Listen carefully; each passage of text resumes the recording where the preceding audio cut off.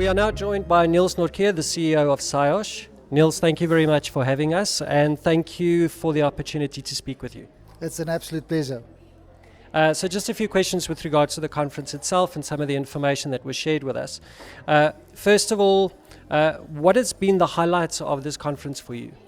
Yeah, that's difficult to put a pinpoint on it. I would say everything was a highlight, and this is not just tongue-in-cheek. The presenters were world-class. The international speakers that we had was excellent.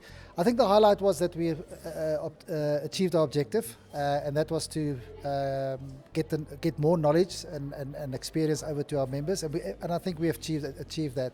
So I would say the highlight was, in fact, the whole conference. Thanks. That's fantastic. I spoke to a few people and they certainly share the sentiment that the conference itself was a massive success. A question that I've got is the collaboration between Saiosh, the Department of Labour and Health and Safety Service providers is becoming more and more important as time goes by. How do you see the role of Saiosh in South Africa for the future? Well, first and foremost, Saiosh is a SACWA recognized professional body. So like any other professional body, the number one priority is to look after your members and to ensure that they're professional. As a SACWA recognized professional body, you're actually there to protect the public. So it'll be not a great move if we don't cooperate with the likes of the Department of Employment and Labour, which we do, and that's why we invited them to the conference, and that's why they presented here, and that's why our members got an opportunity to actually directly pose questions to the likes of the Director General and the newly appointed Chief Inspector. Also, our cooperation with service providers and health and safety service providers, they all go hand in hand, notwithstanding the fact that we're actually a professional body for individuals. Most important, yeah. The rise of incidents and accidents that was discussed on the first day of the conference is something that a few people were actually shocked about. What do you feel is required to make a larger impact from a health and safety service provider or health and safety professionals perspective on the industry itself? Yeah, I think the key word there was professional. Whether you're a safety provider or whether you're an individual practitioner, and hence exactly the existence of Saiosh to award a professional designation to a professional with a professional list of what the person is competent in doing. So just like an engineer wouldn't go and sell his services without being a registered PRENG, you should also not be selling your services either as a consultant or as a professional unless you are professionally registered and know what the limits of your professional ability is, and that is exactly what in our professional designations is. So that brings me to my next question, and this is with regards to competence, and you mentioned it earlier, knowledge.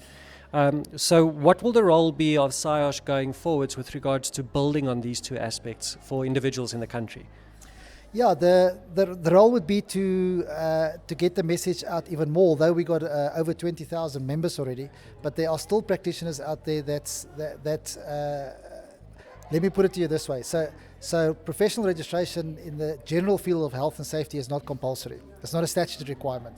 So we have to place ourselves and market ourselves, and in the process convince clients that's going to use the profession to say, well, we cannot use them unless they are professionally registered. We have the classic case in the construction industry where the SACP-CMP is the appointed council. That's statutory, whether you like it or not, whether the client likes it or not. So, but we're talking about general health and safety, other industries. And we have to get the mindset there that this is a professional profession, and you have to be professionally registered. And there should be a professional body that monitor you and actually discipline you if you don't work to a code of conduct. And I think that is the role that Saiosh is playing, and going forward, hopefully more of that.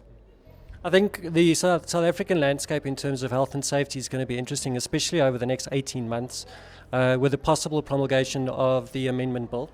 But in that regard as well, I do want to thank you for a massively successful conference, and also thank you for the role that Saiosh is playing with regards to all of the stakeholders that we interviewed.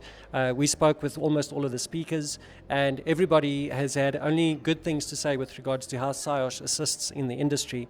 So with that, from our side at My Safety Hub, thank you.